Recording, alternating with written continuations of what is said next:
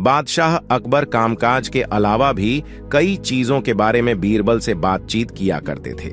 ऐसे ही बैठे बैठे एक दिन बादशाह ने बीरबल से पूछा कि इस दुनिया में सबसे बड़ा हथियार तुम्हारे हिसाब से कौन सा होता है।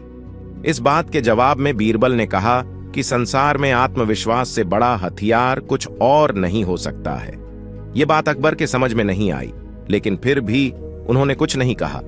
उनके मन में हुआ कि समय आने पर इस बात की परख की जाएगी। कुछ दिनों बाद राज्य में एक हाथी बेकाबू हो गया। पता करने पर समझ आया कि वो पागल हो गया है। उसे कर्मचारियों ने जंजीरों से जकड़ लिया था। इसकी खबर जैसे ही बादशाह को पहुंची तो उन्होंने सीधे महावत से कहा कि जब भी तुम्हें बीरबल आता दिखे तो हाथी की जंजीरों को खेल देना।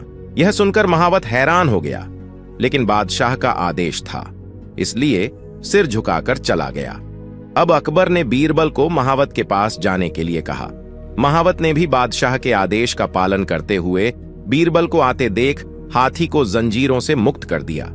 बीरबल को इस बात की खबर नहीं थी, इसलिए वो आराम से चल रहे थे।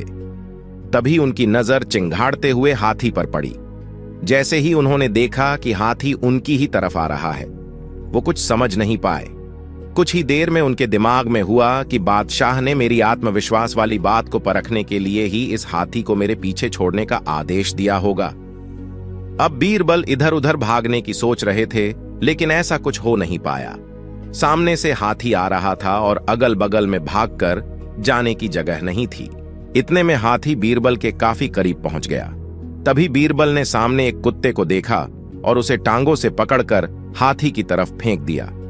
कुत्ते चीखते हुए हाथी से टकराया। उसकी ऐसी चीखें सुनकर हाथी वापस उल्टी दिशा में भागने लगा।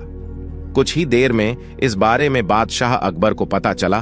तब जाकर उन्होंने माना कि आत्मविश्वास ही मनुष्य का सबसे बड़ा हथियार है।